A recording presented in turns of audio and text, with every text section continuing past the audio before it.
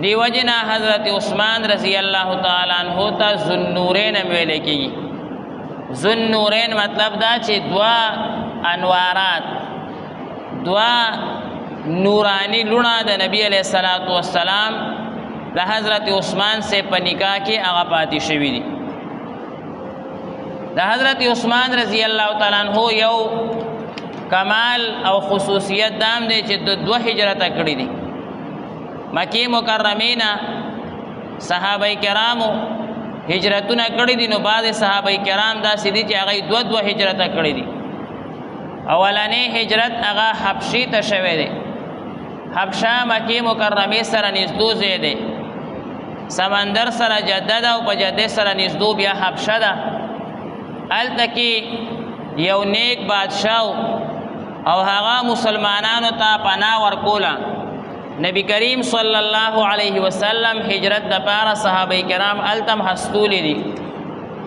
هغه کې حضرت عثمان رضی الله تعالی عنہ هم هجرت کړی دی، ولیکن هغه هجرت بیا رستو نبی علیہ الصلوۃ والسلام خوښ نکو.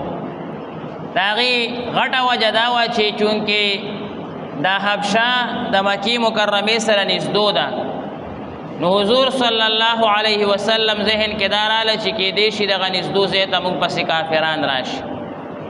نه هغه هجرت بعد صحابه کرامو کړو. یا نبی علیہ الصلوۃ والسلام هغه صحابه کرامو پسې سوال جواب واستولو چې تاسو واپس شئ. حضرت عثمان سے په دغه هجرت کې باقاعده شرکت کړی دی او حبشې ته تللی دی. او دویم هجرت هغه مشهور هجرت دی، هجرت د مدینه طیبه چې هغه عام صحابه کرامو هغه کړی دی. حضرت عثمان رضی الله تعالی عنہ دغه دویم هجرت کې خود شریک شوی دی.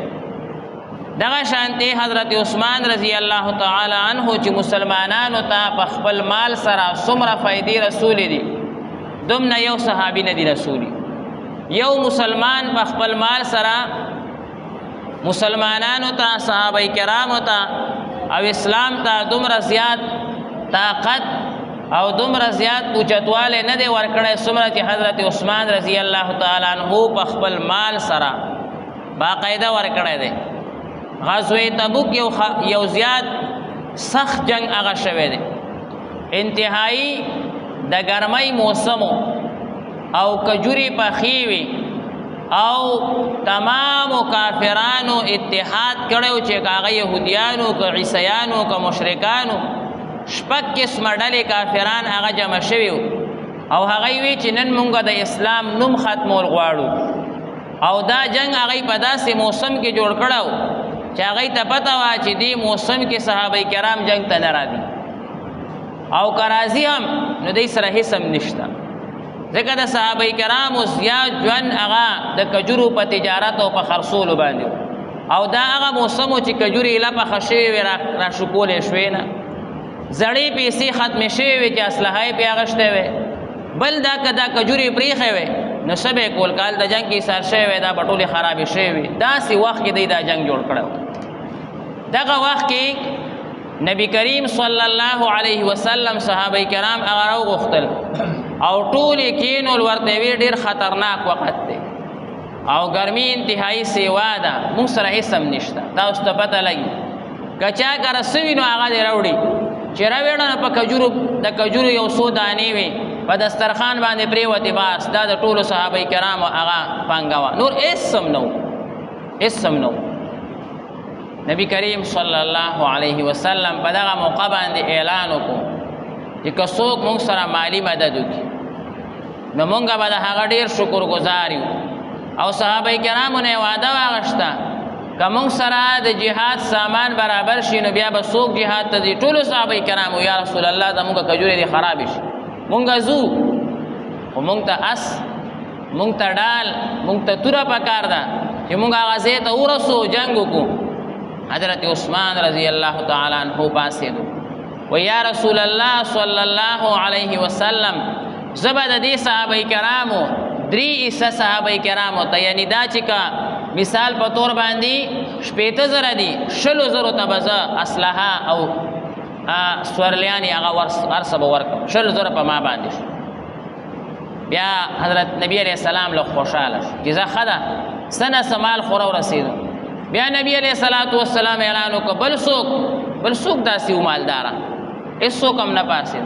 حضرت عثمان صاحب بیا پاسېد و یا رسول الله یو حصہ سره نورم سیوا کوي. د دوو حصو صحابه کرامو اسلحه سامان او د هغې د کور خرچه دا به زه ورکړم. نبی علیہ السلام لږ نورم خوشحاله اذا خبره معامله نږدو شو.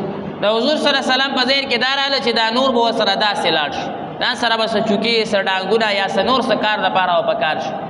خو بیا هم نبي علیہ السلام ذهن کې دا چې کېدی شي که څوک الله تعالی را پیدا کړي او پاسي، نو بیا یې اعلان وکړو چې بل به څوک داسې وي چې د نورو صحابه کرامو کې څه نه څه غم وکړي، چاته څه نه څه ورکړي، هېڅوک هم نه و چې پاسېدلی وي. آخر حضرت عثمان رضی الله تعالی عنه په درېیم ځل پاسېد و یا رسول الله صلی الله علیه وسلم ټولو صحابه کرامو ته اسونه ډالونه او د دې اسلحه او د دې د کور خرچه هغه ما باندې شو. نبی علیہ الصلوۃ والسلام دغه ټیم کې یو حدیث ویلی ما ضر عثمان ما عمل بعد اليوم، جو عثمان که د نن نه پس هیڅ نیک عمل نه کوي دا جنتی دی، هیڅ نیک عمل نه کوي دا جنتی. ټولو صحابه کرامو ته د غزوه تبوک سامان برابرول، جهادي سامان اسونه د هغې د کور خرچه دا چا برابر کا؟ حضرت عثمان رضی الله تعالی عنه. دا د کمال.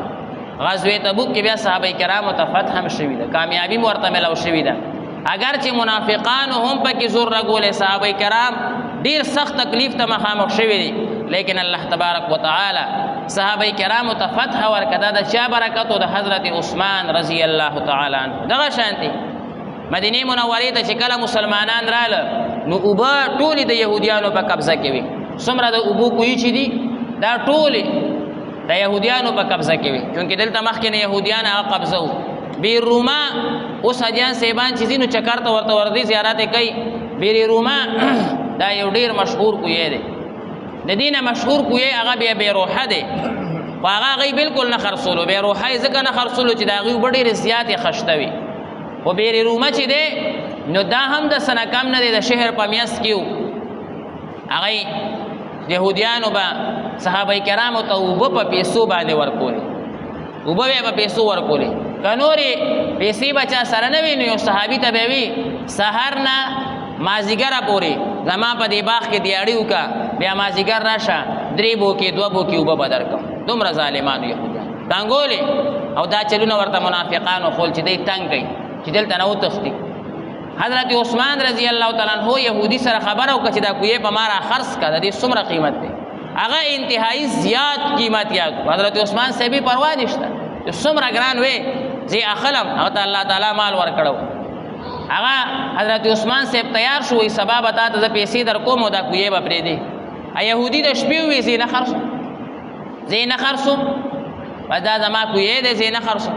حضرت عثمان صاحب یو ډله جوړه کړه، په هغې کې یهودیان هم ملګري کړه ورسره، چې کم یهودیان هغه د ده سره زوړ تعلق و تجارتي تعلق و دی غټ تاجر و، هغې ورسره که ورته وي دا کوی دی را باندې را خرڅ، نه یې خرڅولو. آخر نبی علیہ الصلوۃ والسلام سره مشوره وکړه چې یا رسول الله دا کوی که دوی په څومره قیمت باندې وایي زه اخلم، صحابه کرامو ته اسانه شي. نبی علیہ السلام وی دا کمقل دی، کافران کمقل دی. داسې ورته ووایه چې دا غټ کوی دی پخوانی چې څنګه د ارټ لوی کویانو، دا لوی کوی دی، نیم به ستاسو وي نیم به زمونږ وي، نو چې نیم دې ترې واغشتو هغه خوا واړو څوک ځي نه ته اعلان وکړه چې فری راځئ. بیا به داسې ورته ووایه چې تاسو پکې میس کې داسې څه شی کېدی څه لرګی یو طرف به ستاسو یو به چې کوم دی زمونږ یو پیسې د ټول کوی والی. حضرت عثمان صاحب ورته داسې سوال جواب وکړو، د هغوی مزغواړو کار ونه کړو، وایي بالکل دا خو صحیح ده، نیم طرف به بیا هم ستاسو وي، که تاسو ترې اوبه خرڅوئ او که خپله تسکئ نو سکئ ترې نه، خو دا نیم طرف په مونږ باندې را خرڅ کوي، قیمت د پوره کوی والی. بس میاس کې ورته یو لوی لرګی هغه کېښودو کجورې والا، او نیم طرف د صحابه کرامو شو، نیم طرف د یهودیانو شو. یو سوره دې تېرې شوې هغه یهودیان به هم دې طرف ته راتلل، د دې طرف نه به وړه، ځکه فری اوبه وي، فری اوبه وي.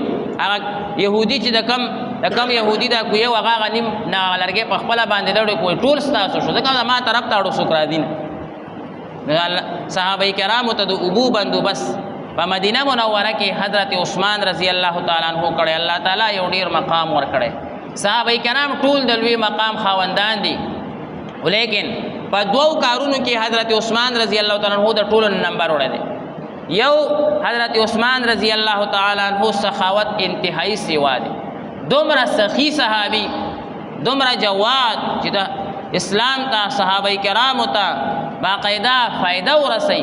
د حضرت عثمان سے په مال چې رسیدلی ده د بل چا په مال ورته نه رسیدلی. الله تعالی ډیر کمال ورکړي. دویم کمال د حضرت عثمان رضی الله تعالی عنہ هغه صبر او تحمل دی، انتہائی صبر نه کار غشت. حضرت عثمان رضی الله تعالی عنہ 12 کاله حکومت کړی.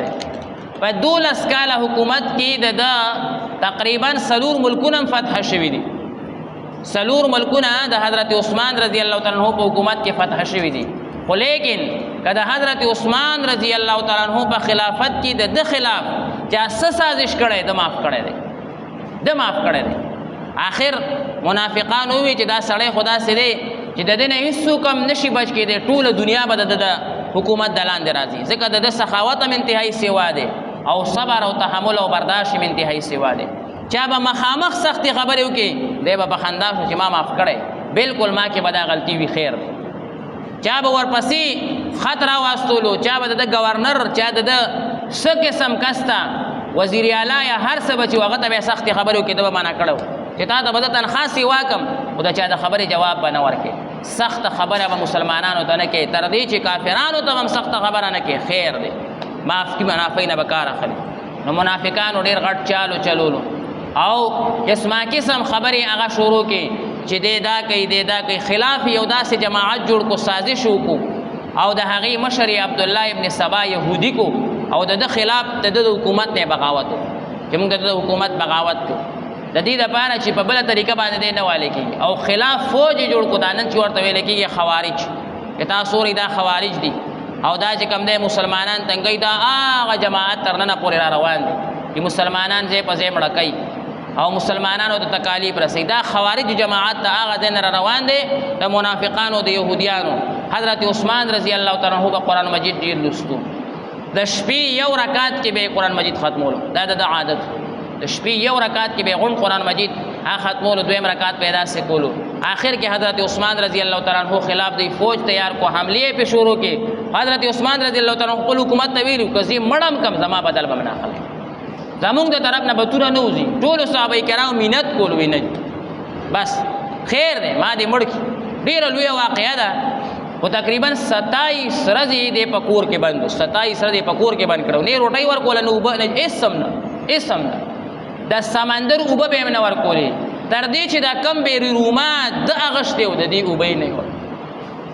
ابو هریره صاحب ورته یو ورځ وایي ظالمانو تاسو خو هغه خلک یې چې تاسو ته چې اوبه نه درکولې، همدغه کس چې تاسو ورته نن اوبه نه ورکوئ، دا اوبه د ده برکت دی. هغه ورته غږ نه کولو. ټولو صحابه کرام وایي چې تاسو معمولي اشاره وکئ، موږ به دا ټول ظالمان ختم کړو. حضرت عثمان صاحب سوي زما د طرف نه به په چا توره نه روځي، که په ما د تورې ګزارو شو خیر دی، خیر دی، هېڅ پروا زما هغه نشته. او په دې حالت کې په 28مه ورځ باندې دې ظالمانو د په کور حمله وکړه.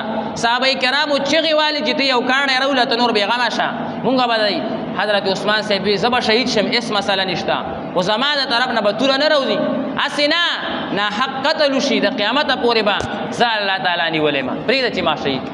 قرآن مجید یې لوستو، اوس هم هغه مصحف د قرآن مجید هغه په مصر کې موجود دی چې کم قرآن مجید کې حضرت عثمان صاحب تلاوت کولو او شاته نه په سر باندې گزارو کو وردا او د سر مازغی په قرآن مجید باندې ورپړی ودا. قرآن مجید اوسم پروت وي، زه دې شهید شم، خیر دی، هېڅ مسله نشته. نو دوه سیدونو کې حضرت عثمان صاحب ډېر کمالات دي، خو دوه سیدونو کې هغه کمال وړی مونږ ته پکې دا دوه سیدونه دي چې مونږه د اسلام دپاره ځان نه سخیان جوړ او صبر او تحمل. حضرت عثمان رضی الله تعالی عنہ صبر او تحمل او برداشت دا انتهایی سیوا دی، انتهایی سیوا. هیڅ کله هیڅ کافر ته هم حضرت عثمان رضی الله تعالی عنہ خپل دور حکومت کې سخت خبر هم نه ده کړې، وهل او سخت کنزل او یا داسې بل سزا، دا خو لویه خبره ده. الله تبارک وتعالی دې دغه صحابه کرامو اتباع موږ ته